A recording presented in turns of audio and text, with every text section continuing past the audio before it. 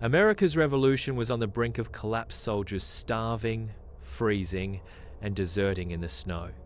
And then, out of nowhere, came a mysterious Baron from Europe. A man with no fortune, no English, and a fake title who somehow saved the revolution. Welcome back everyone to Hidden History Stories. Today we're diving into the unbelievable tale of Baron von Steuben.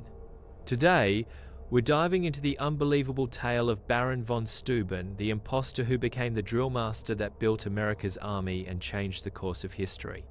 But before we begin, make sure to subscribe, like this video, and share it with anyone who loves uncovering the forgotten heroes of the past. Your support keeps these stories alive. Now, let's begin.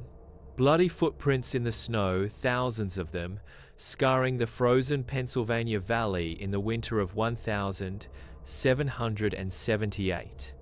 The Continental Army was dying, not in battle, but from cold, disease, and starvation. Men wrapped their feet in rags because they had no boots. They deserted by the dozens. Those who stayed were brave, sure, but bravery doesn't win 18th century wars. Discipline does. Training does. And Washington's army had neither. They couldn't march in formation. They didn't know how to use bayonets. Each state regiment drilled differently if they drilled at all. When British regulars appeared, moving like a crimson machine, these American farmers and shopkeepers just broke. They ran. Washington knew he was watching his revolution die in slow motion. Then on the 23rd of February 1778, a man arrived at Valley Forge claiming he could save them. Baron Friedrich Wilhelm von Steuben, a Prussian officer who'd served under Frederick the Great himself. A lieutenant general, he said, come to help America win its war. Washington must have been desperate because he believed him. Here's the truth. Steuben had been a captain, just a captain on Frederick the Great's staff before being discharged. He was 47 years old, unemployed, and broke. So broke he'd begged friends to help him sail to America because he had nothing left in Europe. His claim of being a lieutenant general, a complete fiction designed to dazzle Congress. Oh, and he spoke almost no English. He arrived with an Italian greyhound named Azor and barely enough money for the journey. This should have been a disaster. But what Washington didn't know, what saved everything, was that Steuben had watched Frederick the Great's army in action. He'd seen the most disciplined military machine in Europe operate. He understood something the Americans didn't. Modern warfare wasn't about individual heroics. It was about turning men into interchangeable parts of a machine, making them move as one. Making them deadly through precision, not personality. The Americans, with all their frontier independence and democratic ideals, were trying to fight an 18th century war with medieval concepts. Steuben would have to change everything, and he had to do it without speaking their language. His first morning at Valley Forge must have been horrifying. Soldiers wandered aimlessly, no order, no structure. Latrines, when they existed, were placed upwind of camp, so everyone breathed in the stench and disease. Men cooked wherever they pleased. No standardization whatsoever. One regiment loaded muskets one way. Another did it completely differently. Soldiers were using bayonets as cooking skewers because nobody had taught them that bayonets were weapons. But here's where Steuben proved brilliant. He couldn't speak English? Fine. He'd trained through demonstration. He recruited Captain Benjamin Walker and Lieutenant Colonel John Lawrence as translators. When Steuben wanted to swear, which was constantly, he'd curse in German and French, then bark, "Swear for me in English." The soldiers loved it. Some claimed he could invent new curse words in 3 languages before breakfast. Now here's what made Steuben different from every other European officer. He did something unthinkable in any European army. He trained the soldiers himself. In the rigid class system of European armies, generals didn't dirty their hands with common troops. They gave orders to subordinate officers who told sergeants, who drilled the men. That was the hierarchy. But America didn't have enough competent officers or sergeants. So Steuben, this supposed Prussian baron, rolled up his sleeves and got in the mud with the troops. He selected 120 men, a model company, and started from absolute zero. How to stand, how to hold a musket, how to turn left, how to turn right. Hour after hour, day after day, in the frozen mud of Valley Forge, this European aristocrat who could barely say good morning in English taught American farmers how to be soldiers. And here's the genius. Steuben understood Americans weren't Prussian peasants who would obey without question. They needed to understand why. So he explained. When teaching them how to handle a musket, he didn't just bark orders. He showed them why each movement mattered, how it would keep them alive, how it would help their fellow soldiers survive. The Prussian army had 27 steps to load and fire a musket. Steuben looked at this elaborate ceremony and asked, why? He cut it down to 10 essential movements. Everything that mattered, nothing that didn't. European armies marched at 75 paces per minute, slow, ceremonial, precise. Steuben bumped it up to 120 paces per minute. This wasn't dumbing things down. This was making the drill work for the American temperament. And the bayonet, the bayonet was crucial. British soldiers dominated battlefields with bayonet charges, while Americans retreated because they didn't know how to defend against cold steel. Steuben taught them that a bayonet wasn't a cooking tool. It was a fearsome weapon that could match anything the British had. The transformation happened faster than anyone thought possible. Within weeks, that model company of 120 men could march in formation. They could wheel and turn as a single unit. They could load and fire in coordinated volleys that sounded like thunder. Then those 120 men became instructors. Each one took another group. The training spread through Valley Forge like wildfire. Steuben kept breaking all the rules. He fraternized with common soldiers. He joked with them. He praised them when they did well. Once, when a soldier nailed a drill perfectly, Steuben was so delighted he kissed the man on both cheeks in the French manner. The bemused American had no idea if he'd just been rewarded or insulted. But the soldiers loved this strange foreign officer, his enthusiasm, his genuine care, and yes, his spectacular multilingual profanity when they messed up.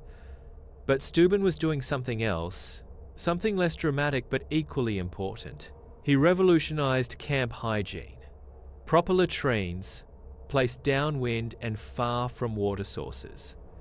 Standardized cooking procedures.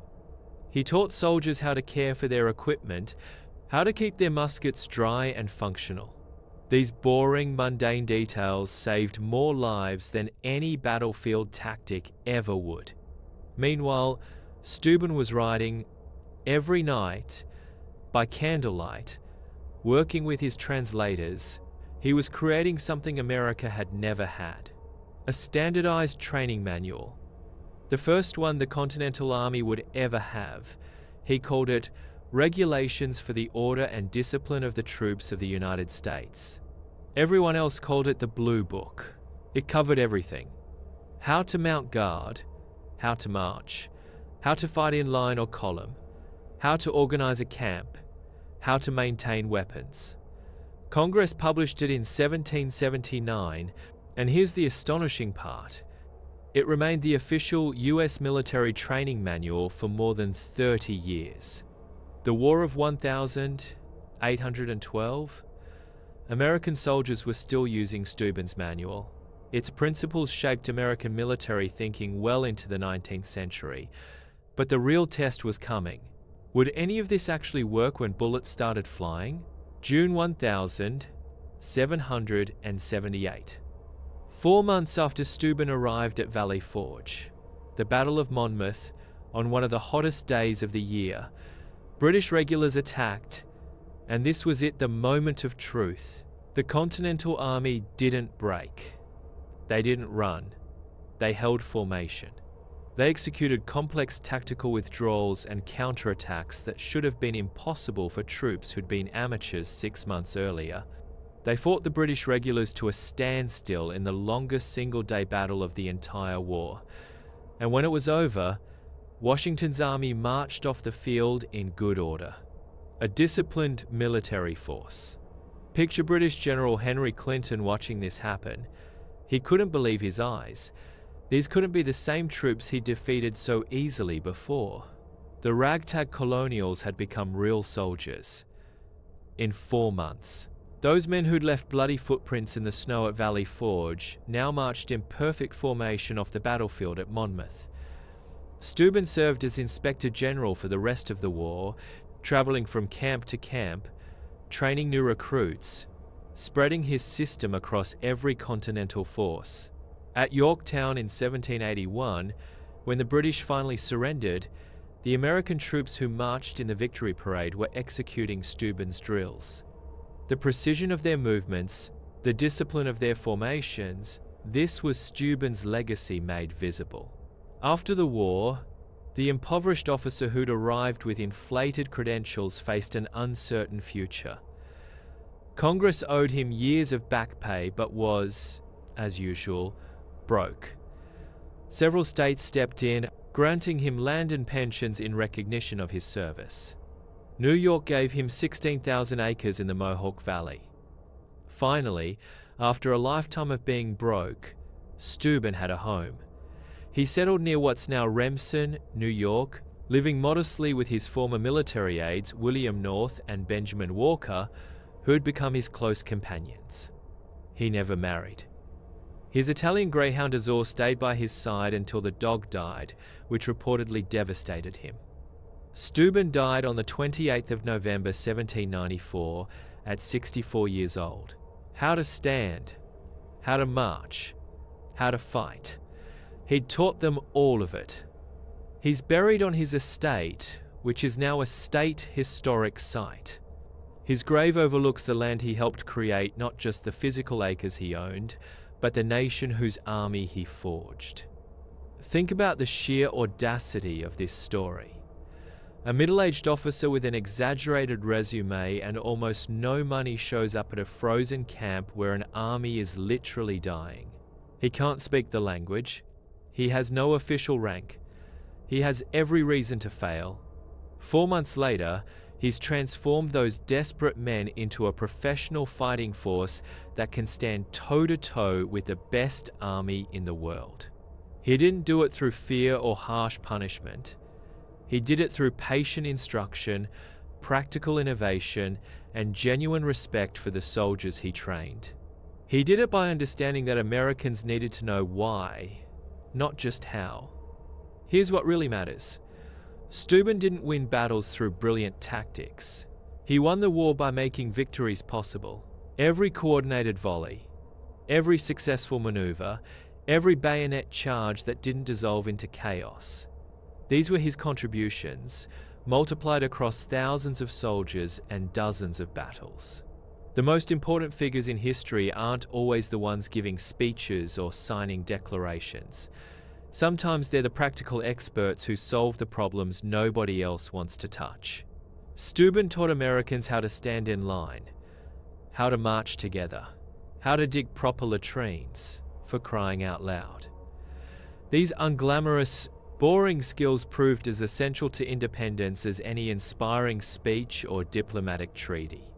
The unemployed captain who became a celebrated general, the penniless foreigner who helped birth a nation, the man who transformed chaos into order through sheer competence and determination.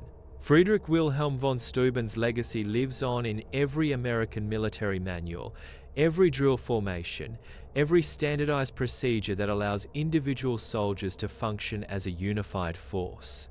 His story proves something powerful. The greatest contributions sometimes come from the most unlikely sources. Expertise matters, dedication matters. The willingness to roll up your sleeves and do the unglamorous work that matters more than any title ever could. A captain with an exaggerated resume changed the course of human history because he knew his job and he cared about doing it right.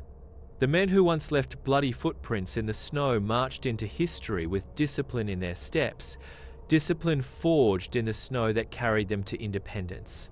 That was the story of Baron von Steuben, the impostor who became the Drillmaster that built America's army and helped turn a desperate revolution into victory. If you found this story fascinating, remember to like, share, and subscribe to the channel so you never miss more hidden history stories. And tell us in the comments which forgotten figure from history do you think deserves a story next.